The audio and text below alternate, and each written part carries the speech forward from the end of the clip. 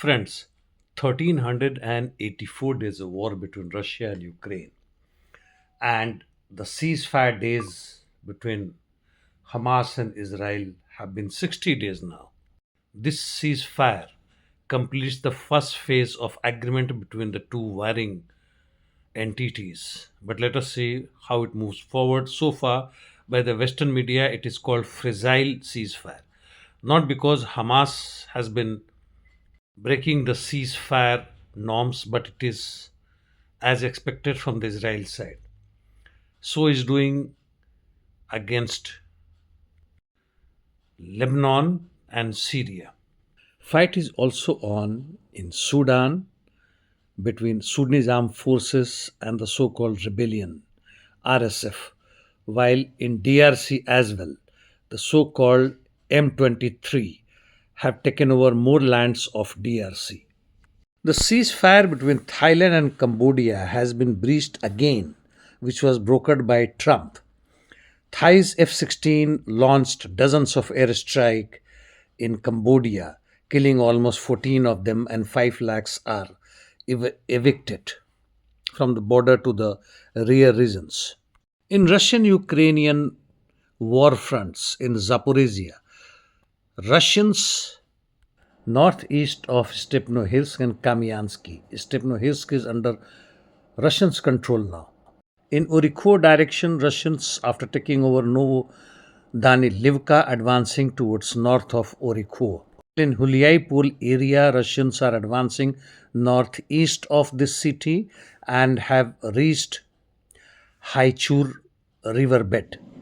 While in the northern part, Ukrainians' counterattack was partially successful and Russians had to retreat from Tikhe village. Further east in Dnipropetrovsk area, Novopavlovka, Ukrainians here also advanced south of Novopalika region.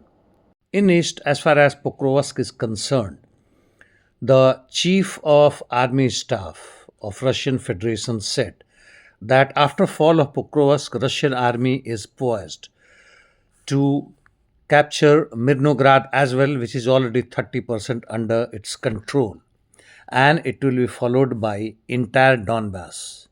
In the meantime, Russian army advanced north of Rudinsky as well as west towards Dorozhnoye and Ivanovka. Coming to Toretsk, Chasiv, Konstantinivka, the Russian army is continuously advancing, though at slow pace, towards Konstantinivka, while they advance west of Maisky, which is in Chasiv, that is also towards Konstantinivka. Now coming further north in Soledar regions, Russians advance in Orikhovo Vasilivka village after a long time. In Sivers'k, Russians have advanced up to the center of the city from east.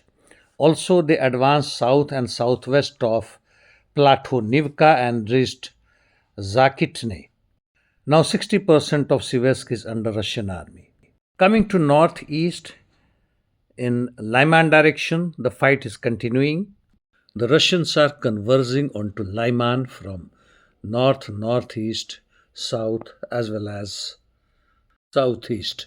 In Kupiansk direction, Russians took over Kucherovka, which is northeast of Kupiansk. However, the Ukrainians' counterattack seems to be becoming successful from the northeastern direction and they have advanced up to Oskil River. North of Kharkov, that is Volchansk region, Russians advance in Vilcha, Lyman towards Khatne, Milov as well. But the advances are small ones like 100 to 300 or 350 meters only. Coming to Sumy direction. Positional battle by and large continues due to bad weather. However, Russians have made a total advance of 300 meters in entire Sumy region. Interdiction missions have been quite high from both the sides. Russians are now hitting railway infrastructure as well, like they did in Kiev and otherwise on eastern to western Ukraine. Ukrainians struck various Russian Federation oil and energy sector in Saratov, Engels, Rostov, Voronezh and Volgograd. As ever, I keep my video brief to the point, and see you may not be tomorrow but day after. Thank you for watching.